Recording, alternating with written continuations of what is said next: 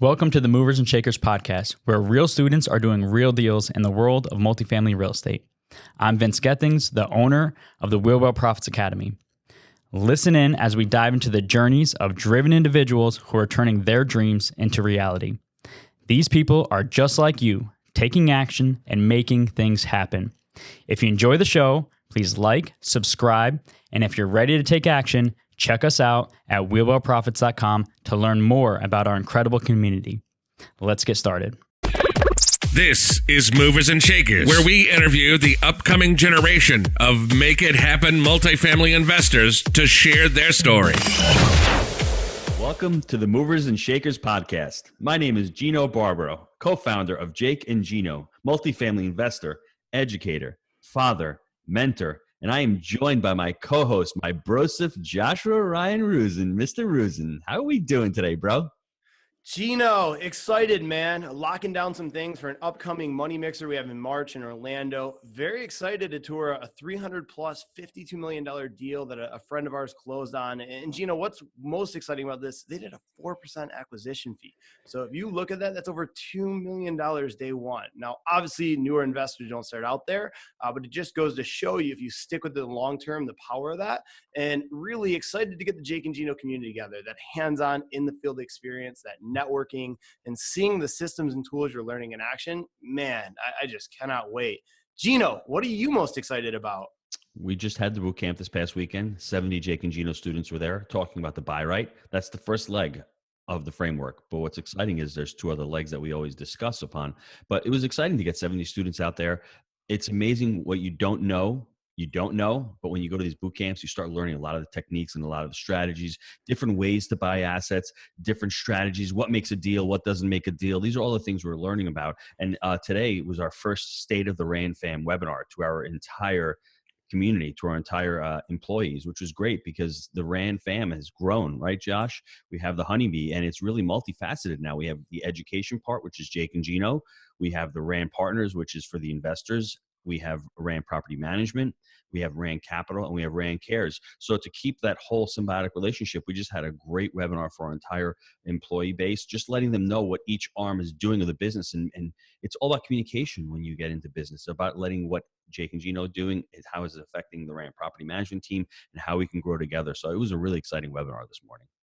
Love it, and super excited to be a part of this. Actually, let's transition to today's guest. Super excited about this one. Today we have Chad King. A little bit about him. He's a full-time real estate investor, started in college as a finance major, and then went from there doing sales for Xerox, where he was crushing it.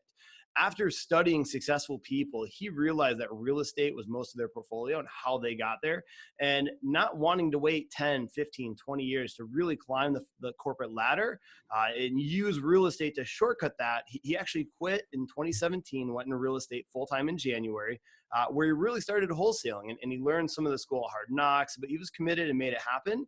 All the way to last year, he did 168 deals in 5 different markets. And these are wholesales, rehabs. Now, after building up that transactional income, he wanted to use multifamily to really grow his wealth and cash flow. Started studying that about 18 months ago. In July of last year, joined the Jake and Gino community. And then 3 months ago, he closed on his first deal. And I'm super excited to get in the story of this one and the whole thing. Welcome to the show, Chad. Hey guys, thanks very much for having me. Humbled to be on. Excited to talk life and real estate. All right, Chad. So I went over your story there on a high level, but there's a lot of gaps and a lot of good pieces in it that you can really help me color in. So let's talk about why you wanted to study finance and how you got into Xerox and then the transition to real estate and why. I mean, you were crushing it. Who leaves a job where they're making it happen and one of the top sales guys there? Yeah. So I'll start with the finance major. I learned, I was very interested in the subject of money, right? I wanted to understand how money worked. I realized that the people, and this was in college, I realized that the people who had control had money, and the people who were able to give and be generous, they all had the money, right? So I was obsessed with this subject of understanding how money works. So I thought, hey, I'll get a degree in finance. Little did I know, a degree in finance teaches you actually very little about actually how money works, right? It doesn't really teach you about how to use what's good debt and bad debt and how interest works and all that stuff. So I come out of college with a finance degree and get into a sales job because I understand that I can write my own checks in a sales position. Okay. and then do that for a little while and realize, man, this is going to take a while. And I got a long ladder to climb, like you mentioned. So ultimately it was like, I gotta shortcut this thing. So, I quit. I was engaged to my fiance at the time. It was December of 2016. And I said, babe, we're going to make this real estate thing work. I'm not sure how we're going to do it, but we're going to figure it out. And she was like, I believe in you. You know, I had $10,000 saved up and I was like, I think this is a lot of money. Like I can do so much with this. And, that went through that very, very quickly. When I got started, ended up in some pretty significant credit card debt as I was funding the business in 2017. And it ultimately took me about 6 to 7 months of just banging my head against the wall. I was trying different things, and I'm sure there's some listeners that can relate. Like I got into real estate, but I didn't know what to do. So, you know, that's a scary time going from, you know, a 6-figure earner at Xerox to immediately zero income and having to figure it out. So in retrospect, one of the biggest mistakes that I made, and we're going to talk about this on the podcast, but is I did not get a coach. So I was just trying stuff. I got my license, like I was doing commercial tenant rep. You know, I did some like real estate photography thing. I didn't know what to do. I just wanted to be in real estate. And after about 6-7 months, I found that niche in wholesaling, started doing a couple deals, and then ultimately leveraged some partnerships to then scale and grow. So I'm involved with an organization called Blackjack Real Estate. And getting involved with getting into a vehicle with someone who is willing to put their foot on the gas pedal as fast as you want to, it can be just as effective as trying to create the wheel yourself. So there's a lesson there that you don't necessarily have to recreate the wheel, right? You can get into a vehicle that's already going. And as long as you trust that person, trust the other people that are in that vehicle with you, man, you can go further, faster together. Right. And so that's kind of what we did. And now we're, you know, you mentioned it last year. We're in 5 markets now. And last year we did 168 deals. Those are wholesales and flips. And we're shooting to do a lot more this year. So we've really scaled up. And yeah. And then obviously I got the apartments on the side, trying to get out of that transaction land and get more into the equity, which is going to create that wealth for us. All right. So there's a few things I want to dive into here. 1, 3 to 4 months in, it's like you said, you're in credit card debt. It's looking really bleak. This is when most people throw in the towel. I want to know how you push through, why you didn't go back to corporate America. And really, if you could go back and talk to yourself then, or someone that's in that position right now, what advice would you give them? Oh man, that's a great question. I'll be honest. I thought about quitting almost every day. Every day I thought about going back to Xerox, just because I had a client base. It was like easy money. I was like, what am I doing here? I'm just a puncher, man. I'll be honest. I knew that every day if I get up and I just keep punching, you know, eventually it's going to fall down. You know, there's a quote, I think Eric Thomas said it, like, if you punch an oak tree 1,000 times in 1,000 different spots, you're not going to do anything. But if you punch an oak tree 1,000 times in the same spot, you're going to make a dent. Like eventually it's going to come down. So I just knew that if I just kept trying things and I just kept punching, eventually I would find the hole. And the marketplace, it rewards persistence, right? When you resign from a corporate position and say, I'm going to be an entrepreneur, right? That's a lot of times where people get that high, like I'm an entrepreneur, but then the market will just punch you right in the mouth and just let you know that like, this is not easy. Just because you say you want to be an entrepreneur doesn't mean that the market owes you anything or that the space is going to give you anything for free. So it was just a lot of like little actions done consistently every day that I knew and trusted the process was going to get me the results. So it was tough. So what I find really intriguing is when you first started, you didn't get that education. And I did the same thing in my journey. And it was always asked, and I always ask people, do you need to make money and then go to the seminar and get the education, or do you need to go to the seminar and the education and then make the money? Can you give me your case of why you should actually go to the education first, get into debt, and then start your journey? Yeah. So in retrospect, I wish that I had, instead of taking that money and trying marketing campaigns to try stuff, I wish that I had just put it all into coaching, and it would have just cut my learning curve, right? Because when we talk about coaching, you know, I got into this space January of 2017. And like I've accelerated a lot of growth because of coaches and mentors that I've condensed probably 15 years of experience into 3 years just because of that one thing, Gino. And, there's a couple things you mentioned. You can it depends what you have as your surplus. Do you have time or do you have money? Right. And if you can either seek to serve or you can pay to play, as Gino likes to say.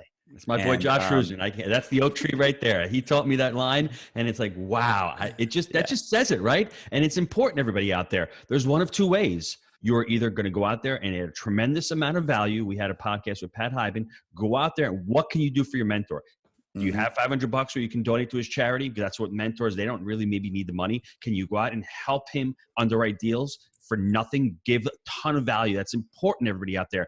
If you're going to be on there with a high-level person like Grant Cardone and take some time from him, what do you do? Grant, I love you. What charity can I donate money to? Or whatever that may be. Grant, what can I do for you?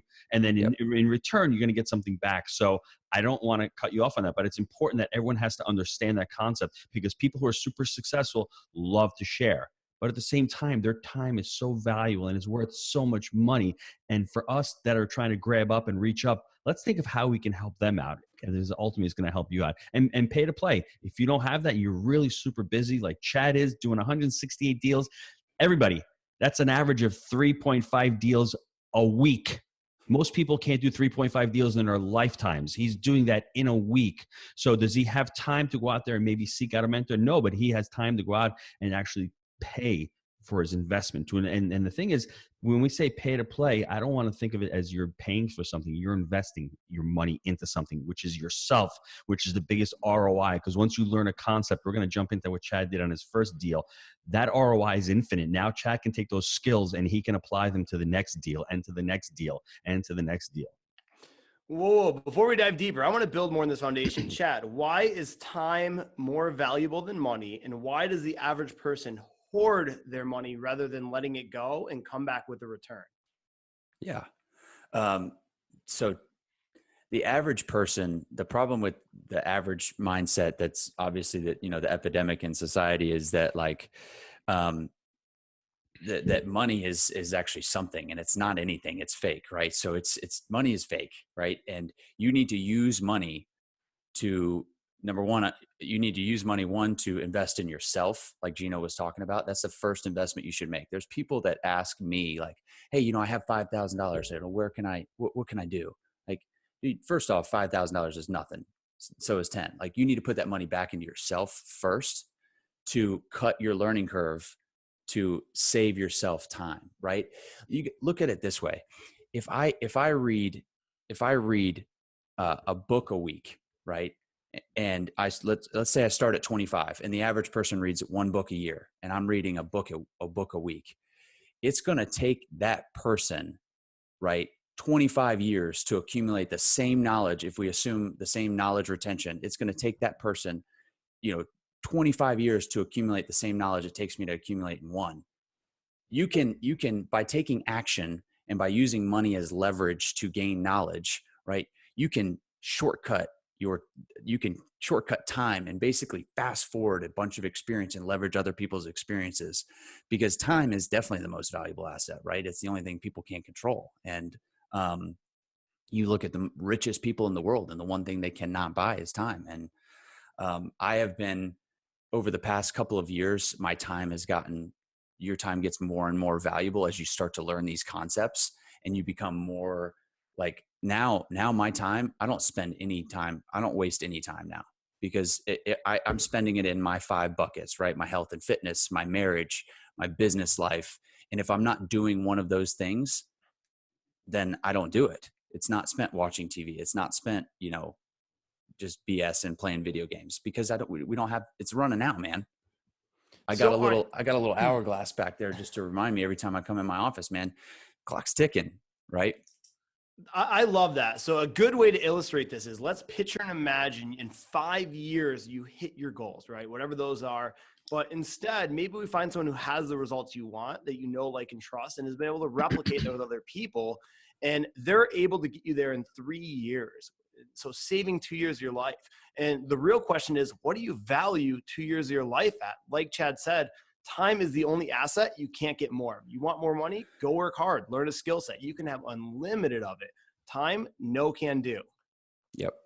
So Love Couldn't it. agree more. So Chad, you join the platform in July, you get a deal 3 months later. That's not typical, but one of the things that stands out is that you had a business mindset. And it wasn't because of the money, because we're going to go into the deal. The money didn't help you with this deal. It was the creativity, it was the entrepreneurial mindset, and it was also the mentorship. So let's go into the deal. Let's talk a couple things of what you learned through the Jake and Gino community that helped you with this deal. I was like, wow. And talk about the struggle you had where you had 2 other deals before this one and you actually didn't go through those deals.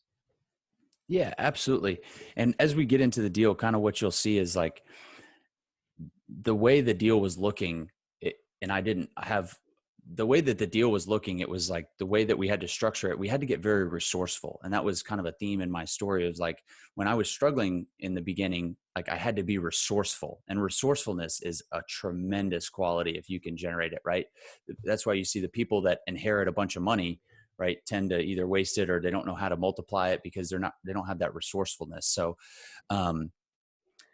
when we get into that deal, you'll kind of see like we had to be very resourceful with how we got the financing and what we did.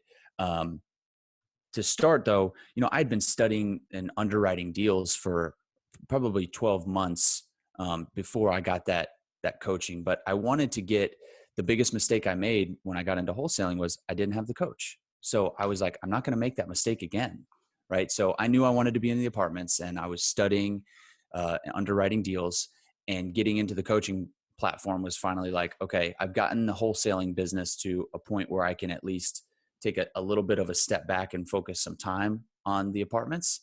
And first thing I did was got a coach because I learned from my mistake, and got involved with you guys, learned a ton right away, went to a boot camp, really started putting the pedal to the metal when it came to how many deals I was underwriting, how many properties I was walking. So I was walking deals on the weekends. I was underwriting deals at night. And ultimately, this was the property that we're going to talk about, the 14 units, was the third one I had under contract. And the first two one was a 32 unit, the other was an 18 unit. And my coach, who is Bill Ham with the community, he actually shot holes in these 2 deals that I had under contract, and it allowed me to avoid probably hundreds of thousands of dollars in mistakes. How much? So I would say at least 100,000. I mean, it's tough to say. $100,000 lost today. And not even that, the pain, and I can Yep. talk to this specifically, of buying a bad deal. What does that do to you? It sucks the life out of you. It'll tell you, you know what, multifamily is not the way to go because it's so risky. Look what I've done. So if you're on an island by yourself, and I can attest to this, I owned a deal for 10 years that just sucked the absolute life out of me. I would pick up my phone. The property manager was calling. Every time I saw that, it just took energy away from me. And it took that hourglass that Chad's got back there. It took time away from me. And it's not the money that I lost. It's just my energy, and it's just the ability to grow my business and being stuck in that rut. So I didn't mean to cut you off on that. I'm sorry, but that really has to be important. We preach no deal is better than a bad deal. Right? And it's hard, and it's patience, persistence, willing to walk away. And we had talked about it. Josh, you want to tell it to me? Say it to me.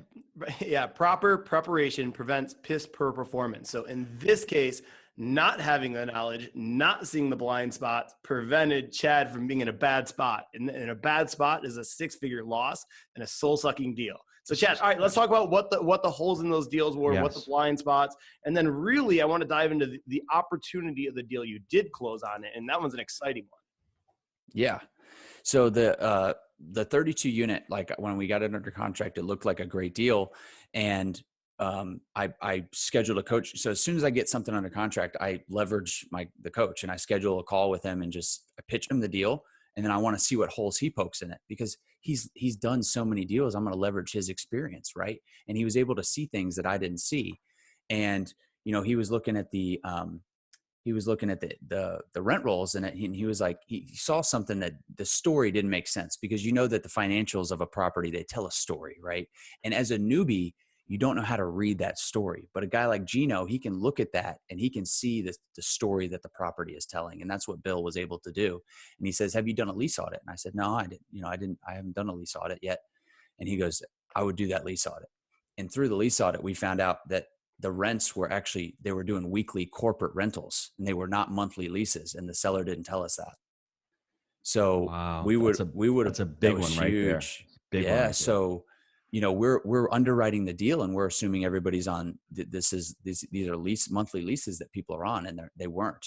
And he saw the volatility in the income that I didn't recognize. Right. And I mean, we had to retrade the deal. That was a retradable offense. We didn't know that when we put it under contract, and we ended up, trying to retrade and walked away from it. And thank God we did. It was huge. And then the other deal, they wanted us to buy without looking at the other units. So we were able to look at 2 of the units, and it was a phenomenal price on 18 units. It was like $35 a door. And we weren't able to look at the other 16 units. And Bill said, he goes, I wouldn't do that. I would not do that deal. And I ended up like not doing that deal. And I had a friend that was able to say, I had another wholesaler that ended up putting that deal under contract and doing more due diligence. And the other units were just absolutely trashed. And most of them were vacant, and they were saying they weren't vacant. So Bill told me to walk away from that deal too. And it was just two deals that could have just, when you're getting started, like something like that could bury you.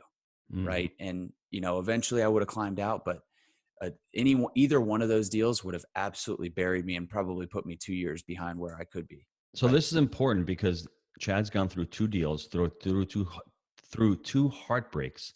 He's gotten 2 deals. He thought he had nirvana. Finally, I found a deal, and he's only been doing this for 3 months. So it's amazing that he's gotten all his traction, because from what I heard, he's underwriting deals on the weekends. He's doing property tours on the weekends. He's actually underwriting deals at nighttime. He's spending time on his education, because that's a big component of it. Watching the videos, coming to the boot camps, coming to MM3, network with the individuals, not watching CNN and not watching football on the weekends, right? He's choosing to allocate his time. This is important, everybody, because these are life skills that we aren't taught. So the third deal, when you get the third deal, are you like, I don't know, is this going to work, or is this just another fairyland? Bill's going to get this deal and he's going to poke even more holes in this. How'd you feel about the third one? So the third deal, I had underwritten enough. I mean, this was probably, when you talk underwriting in the last, that last 6 months, I had underwritten close to 100 deals. So I knew when this thing came across my desk that it was a good deal. And the way that I got it, you didn't ask the question, but I'm going to tell you, is the moral of the story is like, tell people what you do. Oh, because yes. The way that I got this deal was, it was off market. It was from a wholesaler that I had done like some single family deals with and knew in the single family space. And I had told him what I was doing. I was like, hey, I'm really getting into the apartments, and he got a 14-unit apartment complex and didn't know what to do with it. And he was like, hey, Chad, you told me you were doing the apartments. And I looked at the deal. I was like, this is a great deal. So the moral of that story is like, make sure you're telling people what you do. Right. Don't keep it to yourself, because it can lead to, you never know what it's going to lead to. And, Chad, I'd like to say, tell the right people what you do. If you have a hater around you, don't tell the hater, because to them, real estate's risky. And most haters they've never done a deal before, so they don't even know that real estate's risky. Or they've done that one Chad King deal where they lost $100,000 because they weren't educated. They weren't surrounded by like-minded people. So anyone in the space, you're talking to a banker, a broker, someone who's an investor, anybody out there, just go out there, create a credibility book, and spread the word. Absolutely. Yeah. I couldn't agree more. And the credibility book has done wonders for me already. So I just definitely tell people what you do. And then, so we talked about, this deal, I knew it was good. Do you guys want to get into the numbers on it, or? Let's take the dive. Yeah. Let's take a quick break to hear from our sponsors. And on the other side, we're going to dive into this deal. Gino, I know a lot of our listeners are wanting to take their multifamily investing business to the next level. I know that you've been hard at work helping Jake and Gino students do just that using our framework. Can you explain to the listeners how they can get our help? Guys, we've been hard at work growing our community of like-minded investors, and the results of our members has been nothing short of incredible. We're looking to grow this amazing group. What we're looking for is those who want to follow our proprietary framework that we've created. Buy right, manage right, and finance right. Leverage our connections, education, and mentorship as ways to take your business to the next level. So if you're interested in finding out more about how you can become a part of our amazing community, apply to work with us at jakeandgino.com/apply. Okay, we are back. We're going to dive into the weeds on this one. I can see Josh. Josh is all happy about this one. Go ahead, bro. Yeah. So the deal is 14 units. You guys are going to probably laugh when I tell you about how we got the financing and all this stuff, because we took some chances and they were calculated risks that we took. But the deal, we had it under contract for $864. We walked the property, found out there was some drainage issues and some door frames that needed to be replaced. Ended up getting an $80,000 price reduction on this thing. How much? We got it down $80,000. And that's probably from your education, right? That's correct. So whatever you paid on your education, you've already saved $100,000 from a bad deal. You've already saved $80,000 in due diligence. To my calculation, I'm not great at math, but that sounds like $180,000 that you've saved. That's on the front end. So I'm sorry, continue with that. That's amazing, $80,000 bucks. Absolutely. Yeah. So we got a price reduction on the thing. It's a 2012 built asset. So the thing is relatively new. It's great. Yes. The owner had an investment opportunity that he needed to make by the end of the year. So he was a motivated seller, and we love motivated sellers. Yes. Love them. So we got it under contract for $784,000. Okay. It appraised for $950K. We did the appraisal before the closing. We closed on it. Here's the funny part. So we really didn't have enough liquid capital. I had just put money into a deal. I just put $100,000 into a passive investment deal for some apartments in Jacksonville. So I didn't have the liquid capital to close on this. So we had to get resourceful, right? But we wanted to do the deal. And to the listeners out there, like, figure out a way to get it done. If the deal is good, you can figure it out a way to get the deal done, right? Don't give up on it just because you don't have the liquid capital. And for those getting started, if you don't have that money, that should not stop you from going out and doing deals, right? The community can fund them. Like, there's so many resources out there. And if you have that resourcefulness, you'll be able to get them done. So it appraised for $950. We're purchasing it for $784,000. We got a hard money loan to buy it at 1% and 12% interest. Very risky, but we closed on it with a hard money loan, and they funded $745,000 on November 6th. So we had to bring $42,000 to the table. So we closed this deal with $42,000. The reason we closed on it with hard money, don't recommend doing that. Bill Ham actually said, I don't know, Chad, but I said, Bill, this is a calculated risk. We had a refi scheduled for 2 weeks after the closing for community debt, and it was no seasoning period.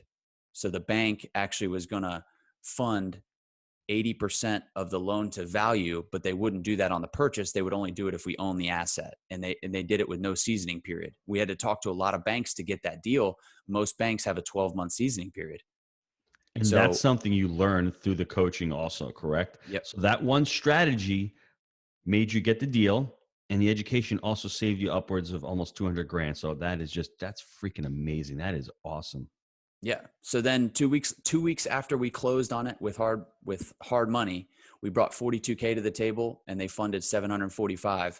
2 weeks later, the Franklin Synergy, the bank that we have the note with now, funded $760. So it's technically a cash out refi because we got approximately $15,000 back, but they funded $760,000. So we have virtually no cash in the deal. We have about $25,000 in the deal, and we got a note at 5.125% interest on it on a 20-year AM.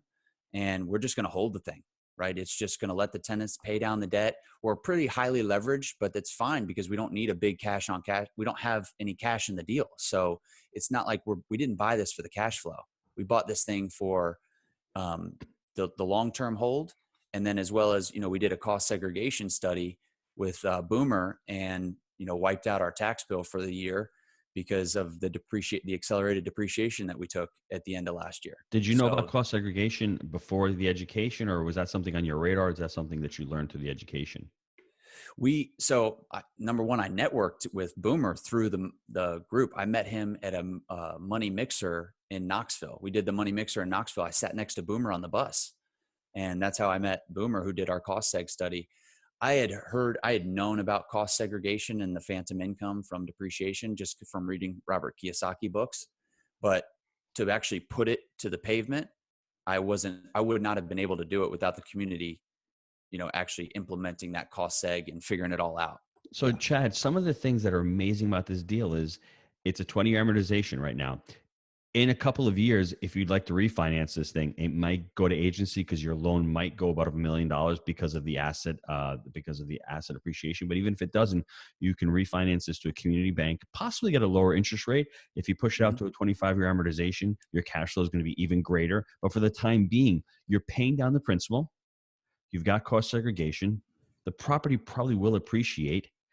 You've gotten the credibility of doing a deal. I mean, the list goes on and on and on. Yep. From one thing. I mean, it's just amazing how that one deal, it only takes one. And now in Chad's physiology, he knows that multifamily is the right way to go. And I love that transactions pay the bills and equity creates wealth. Now that he's seen it and he's tasted it. And I love the fact that you could get a $900,000 asset under contract with $42,000.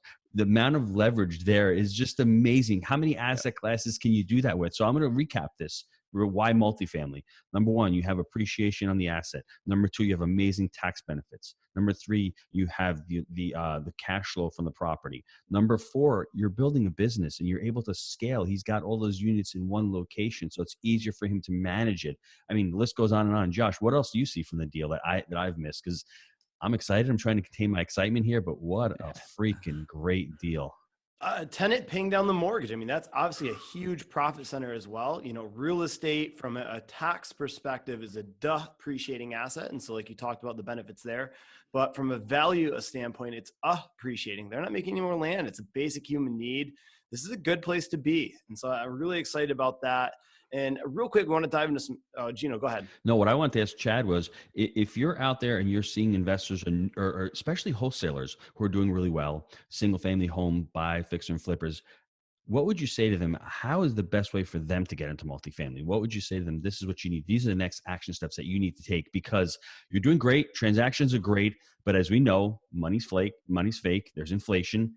We didn't talk about how your apartment's going to appreciate in value and how the rents are going to appreciate and go up because maintenance techs and all, minimum wage goes from $10 to $11 to $12. It's going to be baked into the rents. Everything goes up. Rents are going to be going up. So what would you say to the average person who's out there, who's doing pretty well in wholesaling or even single family home, or even someone who's got a job at Xerox like you did? What would you say to them? Mm-hmm. Yeah. So the way that I describe it is like you have to have a long-term strategy because you can be the best wholesaler, the best flipper in the marketplace, and you can do 168 deals, but that clock, that calendar flips and you just got to go do another 168 or no, your family doesn't eat. So I would just there has to be a long-term strategy. And for the wholesalers and the flippers and the people that are in real estate or that have a W-2 job and are making money, that's great. You need to be able to make money. Yes. And then you need to be able to keep money. Okay. So figure out where your surplus is. Is it money? Is it time? And figure out what your surplus is, right? If you're flipping and you're doing wholesaling and you're making money, right? That's your surplus. Then you need to leverage that to go do deals, but have a long-term strategy because Gino said it, transactions don't create wealth, equity does. And, a lot of people get caught up in that hamster wheel in transaction land. And it's a dangerous wheel to get caught in because you look up in 10 years and it's like, you just got to still go out and flip houses. Mm-hmm. So I was fortunate to recognize that very early on that I did not want to live in transaction land and I have to start building, the asset column, right? Build the asset column. Mm-hmm. Don't buy liabilities. A lot of people, that's one of the other big epidemics is the financial literacy of, what people actually understand as an asset and what's a liability. Most people think their home is an asset and cars they're not, right? So understand what are assets, get the education, start educating yourself for that person that's in the W-2 job, for that person that's, in the real estate space, or maybe they're a real estate agent working for commissions. That's fine. That's great to have a vehicle to make money. Now you need to understand how to use that money to grow and multiply and create wealth for yourself. And for me, like, not everybody can just take the leap from, corporate world and get into real estate right away like I did. It was a very aggressive move to make. And I don't recommend it, for everybody. You have to be in the right position in life. But that being said, had I stayed at Xerox, I think I would have eventually caught on that I need to develop a long-term wealth strategy and figure out how to make money, figure out how to keep money, and then figure out how to multiply money. And that's where the wealthy people are, and that multiplication. We can get the 3-step framework that we're creating for the Wheel of Our Profits Youth Academy. I love that. It's save right, invest right, and then ultimately donate right. That's really important. And that's what I think it really comes down to. You have to save the money.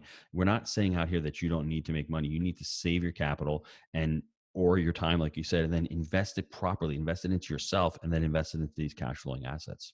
Yeah.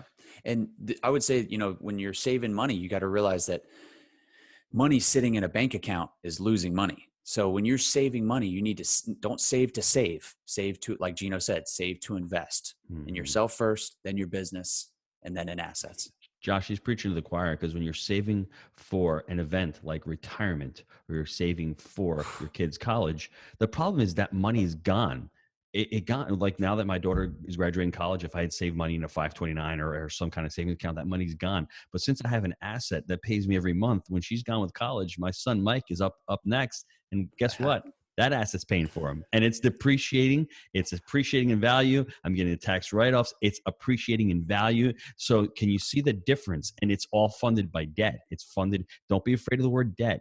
Business debt is fantastic. We want to slay the personal debt, but you want to lever your business to pay for your personal. And if you can make that paradigm shift and that mind shift, man, you're going to live a great life. Man, Absolutely. Oh man, this is powerful. All right, Chad, got some short answer questions for you here. What's your favorite book you've ever read, and why? Extreme Ownership, Jocko Willink. I was going to say The Honeybee, but I didn't want to come off like a kiss ass. Well, you know what? I agree with you. That's a great book. I mean, there's so many powerful books out there. The Honeybee is great. It's a nice, easy, short read. Yeah. And I think Chad, the reason why he likes it is because he's multifaceted. He's already got his wholesale business. How is he going to tie that into the multifamily? And now that he's got multifamily, all of a sudden, syndication is going to start popping up. He's like, I need investors to do these deals. And he's going to have the syndication, the asset management arm. And maybe he partners with somebody to help him property manage these deals. And I know Chad in the next 24 months is going to be kicking ass, and he's going to do his own podcast, and he's going to be writing his own books and his own media. So you can see the explosion, right? It starts with one crappy, how many units? 14 unit deal, 14, right? Yeah. It starts with like us. It starts with a crappy 25 unit deal. We don't quit. We have the patience and the persistence, and we commit, and then we figure it out. And then ultimately 3 years later, Chad's going to be on stage, and he's going to be working with Jake and Gino. He's going to be a coach with us, and the whole 9 yards. That's how exciting it is, because you can feel the energy. Chad is a make it happen person. He lives the core values: people first, extreme ownership, growth mindset. That's what it's all about. That's how you become successful in business. If you ain't growing, you're dying. That's right. Love that. All right. What about your best habit for success? I would say my best habit for success is journaling. I journal every day. I journal before I go to bed. And when I say journal, like I have, I use the 10X planner. So I recommend you find a planner that works for you. But, I write my goals down every day. I have my critical tasks. I have my to-do list. And I have, my schedule is just so rigid. There's Jocko Willink is the author of Extreme Ownership. He has a saying that's discipline equals freedom. So I have a tremendous amount of discipline in my journaling, and I don't go to sleep without journaling my next day. And what that does is that I wake up, I don't have to think about anything. I just go and execute what I wrote down the night before. I spend 20 minutes. I just journal my day out, and I just wake up and execute it. And I know that if I do the critical tasks that I put down in my journal, the 5 to 6 critical tasks that I have every day, if I just do those things, that's going to move the needle for me. And then if it's 2:00, I'll go to the gym. I might go play 9 holes. Like, it's as long as you are disciplined, right? Then you can have the freedom. And I think journaling for me has been a life-changing. And I got to thank my wife for that. Wow. Love it. All right. So this has been a really powerful episode. There are so many golden nuggets in there, and I want to go over a few, and I know Gino's going to add to it. So it's never a lack of resources, but a lack of resourcefulness. There are many examples, if you go back and listen to this, of Chad overcoming several types of adversity to get out there and make it happen. Another one, time is more valuable than money. Again, that's our most limited resource. You can't get any more of it. And then education times action equals results. I mean, Chad got educated, took massive action, putting in nights, weekends to make it happen. And another one is calculated risks. And when you're educated, actually education is the only thing that can lower the risk and maximize the upside. And then also you want to have money working for you. The good analogy here is if your friends, or let's say I'm out at home, right? And I want to make more friends. I'm not meeting friends, but if I go out, meet friends, you want your money to go out there and mingle and come back with more friends. That's the goal. Invest, let it go to come back with more.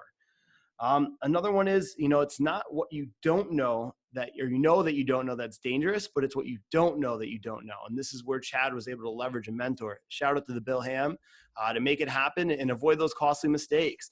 Gino, what else can you add to this one?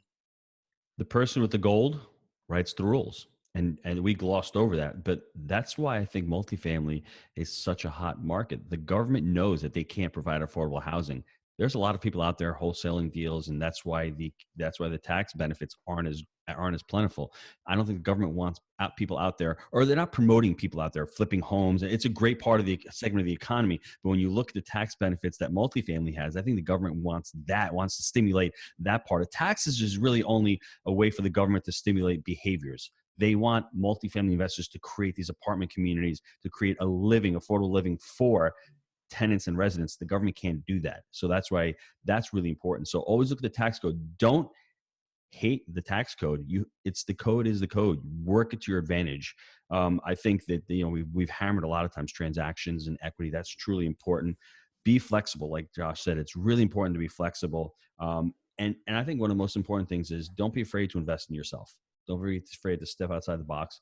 And if it's not multifamily, just work on personal development. Get a life coach out there. Start figuring about what your clarity is, because Chad's really clear on what he wants. He's got the hourglass behind him. He knows that the clock is ticking. He knows that he doesn't want to waste time on the couch watching football. And that's great for Chad. That may not be right for you, but at least focus. And that's important. I mean, focus on what you want. Don't focus on what you don't want, because focusing on what you want will actually expand that. So find out what you want to focus on, become clear on it. And the last thing, Josh, I really would tell everyone and challenge everyone out there to listen to the program again, to listen to this podcast again, because there's so many golden nuggets out there, and it will motivate you. And how old are you, Chad? You didn't mention how old you were. 27. Okay. He's 27 years old. Can you imagine what he's going to be when he hits his 30th birthday? He will be financially free, without a doubt. I know he will be. And how many people out there can say that? Because most people don't even know what financial freedom is. Most people haven't planned.